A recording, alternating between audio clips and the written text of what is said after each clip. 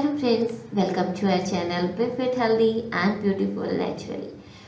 आज का हमारा जो टॉपिक है वो है जल नीति के बारे में। जी हाँ, जल नीति एक शरीर शोधन की, बॉडी क्लिनजिंग की एक क्रिया है जिसको कि हठ योग में षटकर्मों की एक क्रिया है। 6 तरह की बॉडी की जो क्लिनजिंग की प्रक्रिया है उसमें से यह एक प्रक्रिया है। यह नेचुरोपैथी का भी हिस्सा है।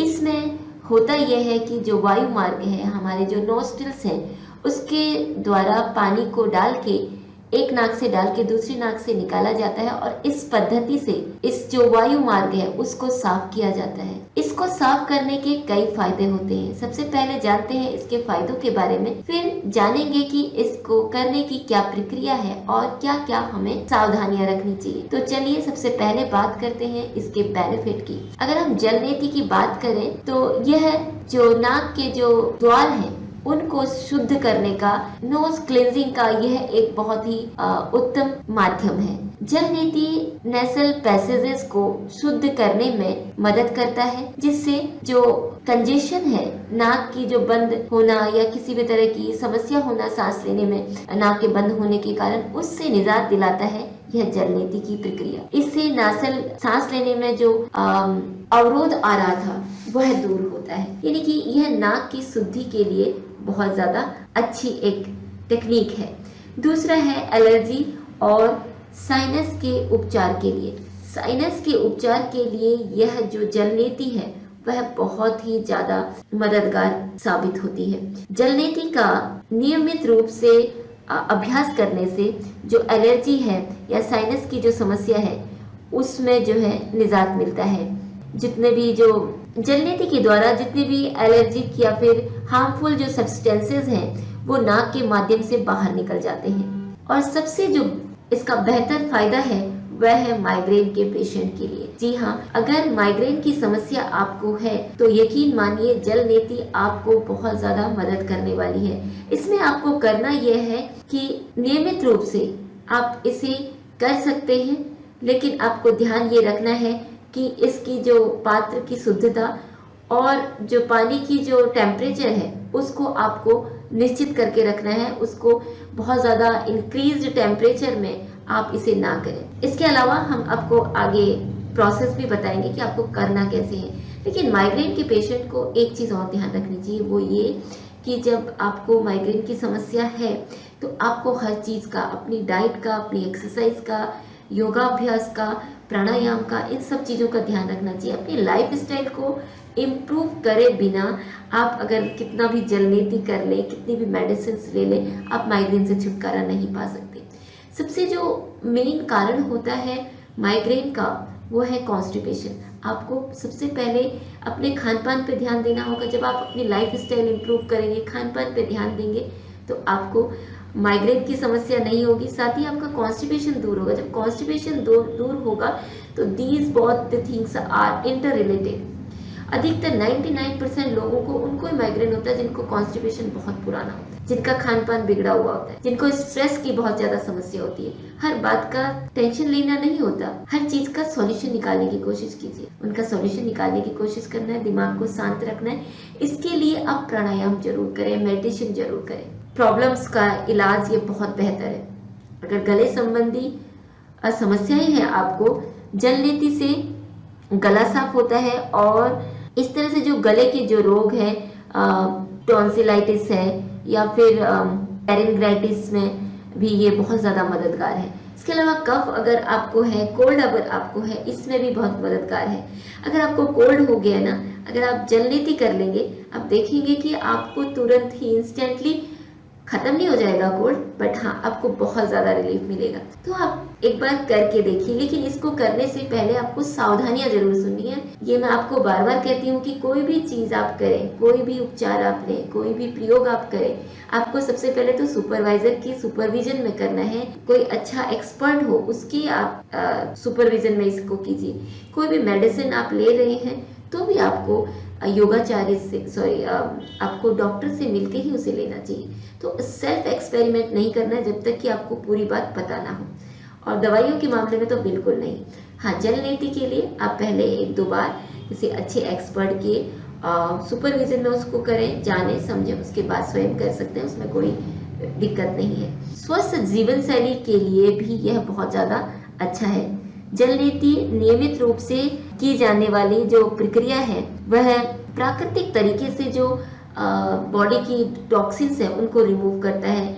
एक्सेस में जो म्यूकस है नाक के जो छिद्रों के द्वारा उसको निकाल देता है बाहर। तो ये बहुत ज़्यादा टॉक्सिन को रिमूव करने के लिए, देखिए आपके जब म्यूकस जो एक्सेस में है या किसी तरह का अवरोध जो आपकी सांस की सिस्टम में बैठा हुआ है वो अगर दूर होगा तो आप बहुत अच्छे से सांस ले पाएंगे। आपका ऑक्सीजन का लेवल बढ़ेगा। जब बॉडी में ऑक्सीजन का लेवल बढ़ता है ना तो किसी तरह की कोई समस्या नहीं होती, धीरे धीरे सारी समस्याएं खत्म हो जाती हैं। तो अगर अब हम बात करें कि इसमें सावधानियां क्या रखनी है, सावधानियों में सबसे पहले हाइजीन का आपको ध्यान रखना है। जिस भी पॉट में आप जल लेंगे उस पॉट को, उस बर्तन को, उस पात्र को बहुत साफ करना है। उसके बाद धूप में सुखाना है उस बर्तन को। उस पॉट का आप इस्तेमाल कर सकते हैं अपने जल नीति के लिए। इसके साथ ही ये तो साफ पॉट की बात होगी। अब है जल। जल भी आपका बहुत साफ और स्वच्छ होना चाहिए। अगर आपका डायरेक्ट बोरिंग से है तो बहुत ही अच्छी बात है। आपके पास जो है स्वच्छ नेचुरल जल की व्यवस्था है तो ये तो बहुत ही अच्छी बात है। अदरवाइज आप आरओ का भी पानी ले सकते हैं।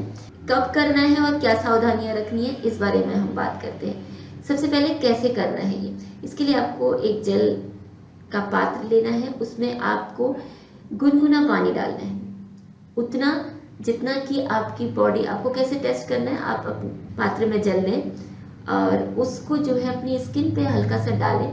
अगर आपको वहाँ पे इरिटेशन या जलन नहीं हो रही है, मतलब हल्का गुनगुना रखना है। कुछ लोगों का जो जरूरी नहीं है सबका एक जैसा हो, कुछ लोगों का बहुत सेंसिटिव स्किन हो सकती है तो आपको बहुत परेशानियां हो सकती हैं, इसीलिए हल्के गुनगुने से गुनगुने तक ले जाना है। इससे ज़्यादा आपको बिल्कुल नहीं करना। अपने हिसाब से गुनगुने का टेम्परेचर बढ़ाना नहीं है आपको, लोअर साइड रहेगा बेहतर रहेगा। अगर आप ठंडे पानी से करेंगे उसका कोई फायदा नहीं है, गुनगुना पानी होना चाहिए।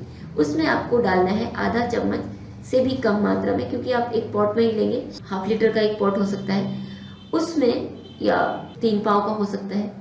तो उसमें आपको क्या करना है, आधे चम्मच से थोड़ा सा कम मात्रा में आपको सेंधा नमक डालना है। बिना सेंधा नमक डाले आप नहीं कर सकते हैं। हाँ, जिन लोगों को हाई बीपी है तो भी उनको हल्का तो डालना पड़ेगा, बिना नमक डाले उसकी सफाई नहीं हो सकती।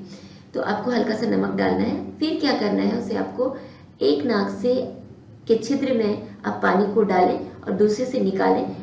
इस प्रक्रिया में आपको बहुत ये ध्यान से सुनने की आवश्यकता है कि आप जो है नाक से सांस नहीं लेंगे, आपको मुंह से धीरे धीरे सांस लेनी है सामान्य तरीके से। इस दौरान आपको नाक से बिल्कुल सांस नहीं लेनी है। अगर आप नाक से सांस लेते हैं तो वो जो जल है वो दिमाग में चढ़ जाएगा, वो बहुत नुकसान देगा। आप कितनी बार दिन में इसे कर सकते हैं, इसको आप दिन में सिर्फ एक बार करेंगे। आप सुबह करें बहुत अच्छा है, क्योंकि आप एक बार से ज़्यादा ना करें तो बेहतर रहेगा। लेकिन आप देखेंगे कि धीरे धीरे जो आपकी नेत्र ज्योति है इसको करने से बढ़ जा रही है। आपका जो ब्रेन है वो ज़्यादा एक्टिव हो गया है और आप देखेंगे कि आपकी आंखों की रोशनी तो बढ़ी जाएगी, माइग्रेन की समस्या कंट्रोल हो जाएगी, साथ में जो साइनस की समस्या है, जो साइनस की प्रॉब्लम है वो सब भी दूर हो जाएगी, है ना। तो आपको कब करना है, ऋतुकाल जब मौसम बदल रहा होता है ना तो आपको कोल्ड जरूर होता है। तो इस दौरान आपको ध्यान रखना है कि आप जो है इस जब मौसम चेंज का टाइम आए, सीजन जब चेंज हो रहा हो तो उस दौरान इसे करना चाहिए। लेकिन जिन लोगों को माइग्रेन की समस्या है वो कर सकते हैं, लेकिन बीच में आप गैप दें, क्योंकि बहुत ज़्यादा भी जो नाक की जो स्किन है बहुत ज़्यादा सेंसिटिव होती है। आप उसको बार बार इरिटेट नहीं कर सकते।